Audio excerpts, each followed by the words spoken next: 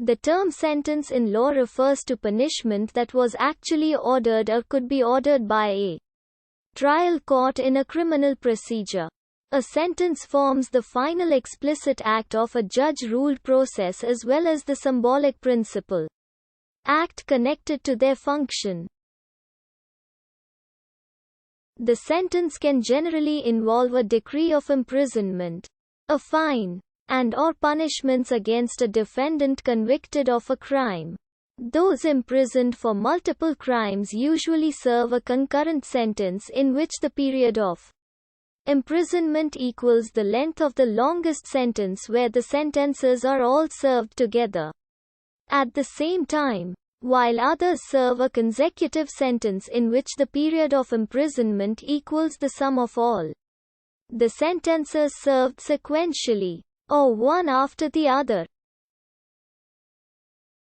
Additional sentences include intermediate, which allows an inmate to be free for about 8 hours a day for work purposes. Determinate, which is fixed on a number of days, months, or years. And indeterminate or bifurcated, which mandates the minimum period be served in an institutional setting such as a prison followed by street time period of parole, supervised release or probation until the total sentence is completed. If a sentence is reduced to a less harsh punishment, then the sentence is said to have been mitigated or commuted. Really, depending on circumstances, murder charges are mitigated and reduced to manslaughter charges.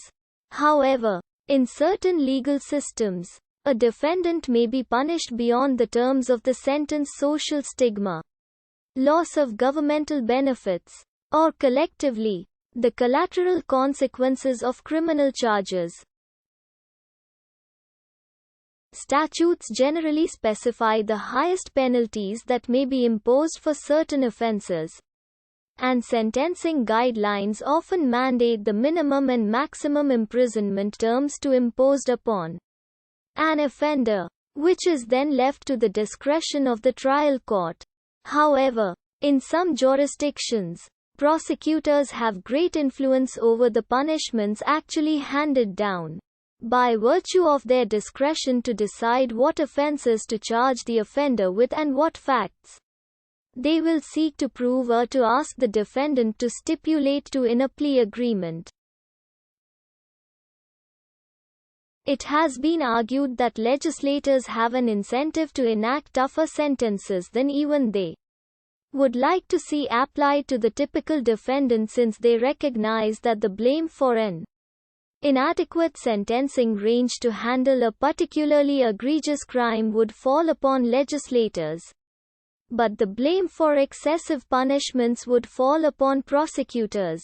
Sentencing law sometimes includes cliffs that result in much stiffer penalties when certain facts apply.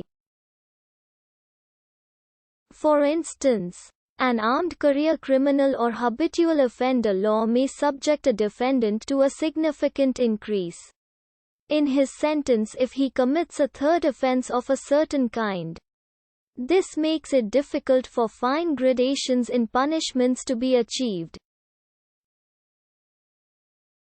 The first use of this word with this meaning was in Roman law, where it indicated the opinion of a jurist on a given question, expressed in written or in oral response.